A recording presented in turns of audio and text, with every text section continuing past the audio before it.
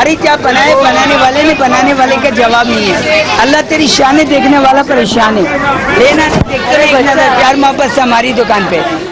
یہ لیاقت آباد کی 30 سال پرانی انڈر گراؤنڈ مارکیٹ کے مناظر ہیں. یہاں عام دنوں میں تو رش ہوتا ہی ہے, لیکن عید قریب آتے ہی یہاں تل دھرنے کی جگہ نہیں ہوتی.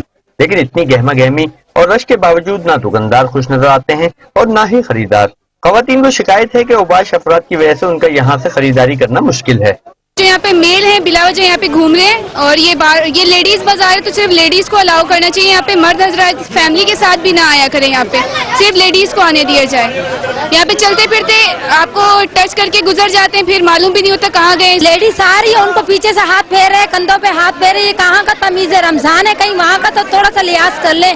دکانداروں کو شکوہ ہے کہ پتھارا مافیا نے اس تنگ مارکیٹ کو مزید تنگ کر دیا ہے, جس کے باعث گاہک آتے ہوئے کتراتا ہے, جبکہ جرائم پیشہ افراد کو روکنے کی بھی سیکورٹی کا بھی کوئی انتظام نہیں ہے.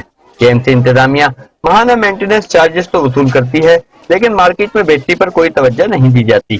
مسئلہ ہے انکروچمنٹ کا ہے, راستے نہیں ہے, راستے بلاک ہیں, اس کی وجہ سے ہم لوگ بھی آگے آئے ہوئے ہیں. اور لائٹ کی لوڈ شیڈنگ ہوتی ہے, بالکل حبس ہو جاتا ہے, گرمی ہو جاتی ہے, کسی قسم کا مطلب لیڈیزوں کی جیب کٹتی ہیں, پیسے وغیرہ, مطلب پریشان ہوتا ہے آدمی آ کے یہاں پر. لیاقت آباد کی انڈر گراؤنڈ مارکیٹ میں شاپنگ کرنے کے لیے آنے والے افراد اور تاجروں نے مطالبہ کیا ہے کہ انتظامیہ کی طرف سے نظر انداز کی گئی اس مارکیٹ پر توجہ دی جائے, تاکہ شہری سکون کے ساتھ خریداری کر سکیں اور تاجر کاروبار جاری رکھ سکیں. کیمرامین فہیم رضا کے ساتھ عاصم خان, ڈان نیوز, کراچی.